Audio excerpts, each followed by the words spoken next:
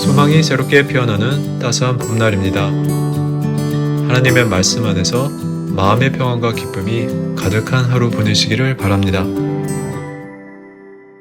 4월 21일 매일 말씀 묵상입니다. 오늘 함께 보실 하나님 말씀 시편 103편 1절부터 5절까지의 말씀입니다. 내 영혼아 여호와를 송축하라. 내 속에 있는 것들아 다 그의 거룩한 이름을 송축하라. 내 영혼아 여호와를 송축하며 그의 은택을 잊지 말지어다. 그가 내 모든 죄악을 사하시며 내 모든 병을 고치시며 내 생명을 파멸해서 속량하시고 인자와 긍휼로 관을 씌우시며 좋은 것으로 내 소원을 만족하게 하사 내 청춘을 독수리같이 새롭게 하시는도다. 아멘. 오늘 묵상한 이 시편 103편의 말씀은 이 다윗의 시라고 나와 있는데요. 하나님을 송축하고 또 하나님을 높이는 시입니다. 그리고 1절에서 5절까지의 말씀에서 이 하나님을 송축하고 하나님을 높일 수밖에 없는 그 근거를 말하고 있습니다. 우리가 함께 한 절 한 절 말씀을 읽고 또 묵상하면서 하나님께서 주시는 그 은혜들을 돌아보고 또 주님을 다시 한번 찬양하는 그런 하루가 되기를 소망합니다. 먼저 1절 말씀 제가 다시 읽어보겠습니다. 내 영혼아 여호와를 송축하라. 내 속에 있는 것들아 다 그의 거룩한 이름을 송축하라. 아멘. 먼저 내 영혼아 라고 다윗이 자기 자신을 부릅니다. 내 영혼아 여호와를 송축하라 라고 말하죠. 그리고 내 속에 있는 것들아 다 그의 거룩한 이름을 송축하라 라고 말하죠. 결국 자기 스스로에게 주님을 찬양할 것을 요구하고 있습니다. 다윗은 자기 스스로에게 주님을 송축할 것을, 주님을 찬양할 것을 요구하고 있는 것입니다. 때때로 우리는 주님을 찬양하는 것을 나의 감정에 따라서 하게 될 때가 있습니다. 내 기분이 좋고 좋은 감정일 때는 입술에서 찬양이 흘러나오지만은 기분이 안 좋을 때, 또 불안할 때, 걱정이 될 때는 그렇지 못할 때가 있는 것이죠. 하지만 이 말씀이 우리에게 알려주는 것은 우리의 영혼이 주님을 송축해야 한다라는 것입니다.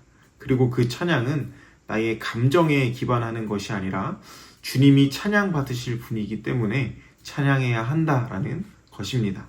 그리고 내 속에 있는 것들아 다 그의 거룩한 이름을 송축하라 라고 말하죠. 즉 나의 마음만 주님을 찬양하는 것이 아니라, 그리고 나의 입술만 주님을 찬양하는 것이 아니라 나의 존재 전체가 주님을 찬양할 수 있어야 한다라는 것입니다. 우리 하나님은 부분적으로 예배 받으실 분이 아니라 전부를 받으실 분이시기 때문입니다. 그래서 2절의 말씀 제가 읽어보겠습니다. 내 영혼아 여호와를 송축하며 그의 모든 은택을 잊지 말지어다. 아멘. 이 2절의 말씀을 보면은 다윗이 중요한 한 가지를 더 붙이죠. 그의 모든 은택을 잊지 말지어다 라는 말입니다. 우리는 우리가 기도 응답을 받았던 순간, 또 하나님이 도우신 순간, 은혜로 지나왔던 시간들을 금방 잊을 때가 많이 있어요. 하지만 우리 삶 속에 있었던 힘든 순간, 또 상처받은 순간, 해결되지 않은 문제들, 그것들은 우리 마음의 쓴뿌리가 되어서 오래 기억하는 경향이 있습니다. 그래서 우리 마음 가운데 감사와 찬송보다는 걱정과 불평이 생기게 되는 것이죠. 결국에 우리 가운데 주님을 송축하게 되는, 주님을 찬양하게 되는 믿음이 사라지게 되는 이유는 하나님이 은혜를 멈추셨기 때문이 아니라 우리가 하나님이 주신 은혜를 잊어버렸기 때문일 때가 더 많이 있다라는 것입니다. 그래서 다윗은 잊지 말라라고 말씀하고 있습니다. 그래서 우리가 주님을 평생 찬양하기 위해서는 하나님이 우리에게 주셨던 그 은혜들을 기억하면서 살아갈 수 있어야 됩니다. 그렇다면 어떤 은혜를 기억해야 될까요?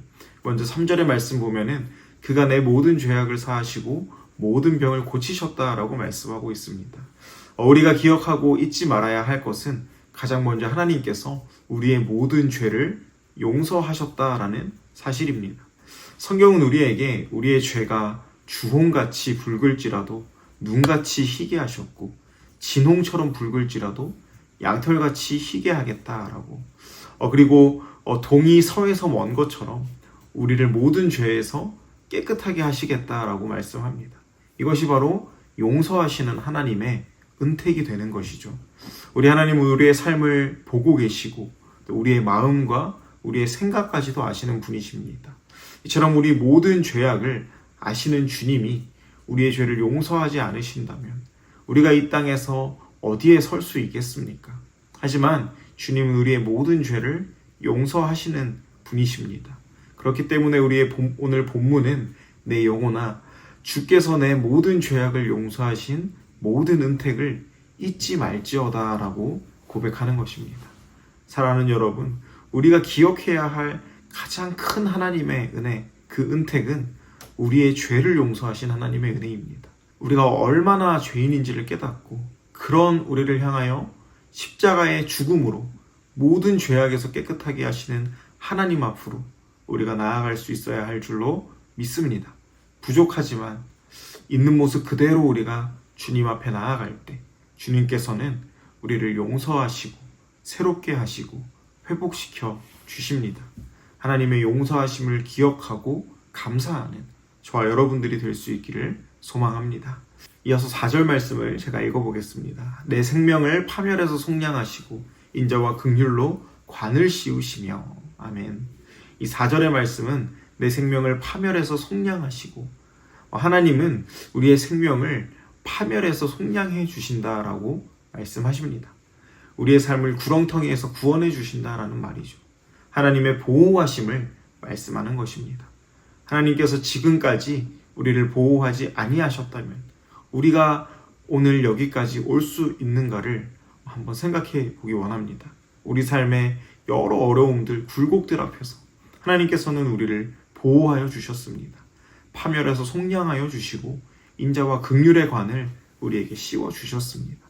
그렇기 때문에 우리가 지금 이 자리에 있을 수 있는 것입니다.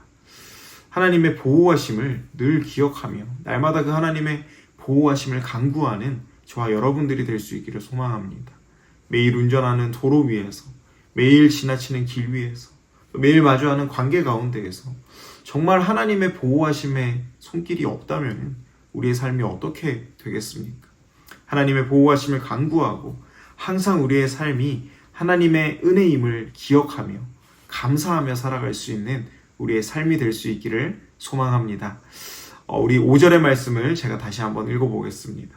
좋은 것으로 내 소원을 만족하게 하사 내 청춘을 독수리같이 새롭게 하시는도다. 아멘. 5절의 말씀은 하나님이 우리를 공급하시는데 온갖 좋은 것으로 베푸신다라는 것입니다. 가장 좋은 것으로 우리를 채우시고 우리의 소원을 만족하게 하시며 마치 독수리가 날개쳐 올라감 같이 우리의 영혼을 새롭게 하신다라고 말씀하십니다. 사랑하는 여러분, 우리가 지금까지 온 우리의 삶의 여정들을 한번 돌아보기 원합니다. 정말 수많은 하나님의 역사가 있었기 때문에 가능한 것이 아니었습니까? 당연한 것 같지만 당연한 것은 하나도 없었습니다. 모든 것이 하나님의 은혜였죠. 우리에게 여러 모습의 은사를 주시고 우리 삶 가운데 필요한 것들을 채워주시고 우리의 기도를 응답하시고 지금까지 인도하시는 그 하나님의 은혜, 하나님의 그 공급하심을 잊지 말라라는 말씀입니다. 그러므로 하나님을 송축하고 하나님을 찬양하는 것은 하나님의 은택을 잊지 않는 것입니다. 하나님이 어떻게 나를 용서하셨고 또 구원하셨으며 하나님이 어떻게 내 삶 가운데 나를 보호하여 주셨는지, 그리고 하나님이 어떻게 나의 모든 것들을 채우시고 가장 좋은 것으로 나의 인생을 윤택하게 하셨는지를 기억할 수 있어야 됩니다. 그것을 기억하면은 우리는 주님을 찬양할 수밖에 없는 것이죠. 혹시 요즘 입술 가운데 도저히 찬양이 나올 수 없는, 주님을 높이기 어려운 상황 가운데 계신 분들이 계십니까? 주님이 우리에게 주신 은혜들을 돌아볼 수 있기를 소망합니다. 지금껏 인도하셨던 하나님의 그 은혜들을 묵상할 때에 지금의 어려운 상황들, 정말 광야 같은 순간들도 하나님의 그 은혜 가운데에서 인도하심을 경험하고 삶의 간증으로 바뀌게 될 줄로 믿습니다. 이제 말씀을 정리합니다. 사랑하는 여러분, 하나님을 송축하는 삶은 특별한 감정이 생길 때 시작되는 것이 아니라 하나님이 우리에게 베푸신 그 은택을 기억할 때 시작됩니다. 우리의 모든 죄를 용서하시고 파멸해서 건지시며 지금까지 보호하시고 또 좋은 것으로 채우시며 우리의 삶을 새롭게 하신 그 하나님의 은혜를 기억할 때에 우리는 자연스럽게 주님을 찬양할 수밖에 없습니다. 혹시 지금 상황이 어렵고 또 마음이 무거워 찬양이 나오지 않으신다면 오늘 말씀과 같이 하나님이 지금까지 행하신 은혜들을 하나하나 떠올려 볼 수 있기를 바랍니다. 그 기억이 우리의 마음을 다시 하나님께로 향하게 하고 우리의 입술에 다시 찬양을 회복하게 할 줄로 믿습니다. 그러므로 날마다 하나님의 은택을 잊지 않고 기억하며 또 우리의 영혼을 향하여서 내 영혼아 여호와를 송축하라, 내가 주님을 찬양합니다 라고 선포할 수 있는 저와 여러분들의 삶이 될 수 있기를 주님의 이름으로 소망합니다. 기도하겠습니다. 사랑과 은혜가 풍성하신 주님 감사합니다. 오늘 이 말씀을 묵상하며 우리가 주님을 찬양해야 함을 다시 한번 새겨봅니다. 주님, 우리 삶 속에 지금껏 행하셨던 그 신실하신 하나님의 은혜들을, 그 은택을 돌아보며 날마다 우리를 구원하여 주신 하나님 앞에 감사하며 살아갈 수 있는, 주님을 찬양하며 살아갈 수 있는 우리의 삶이 될 수 있도록 주님 붙들어 주시옵소서. 모든 말씀 예수님 이름으로 기도합니다.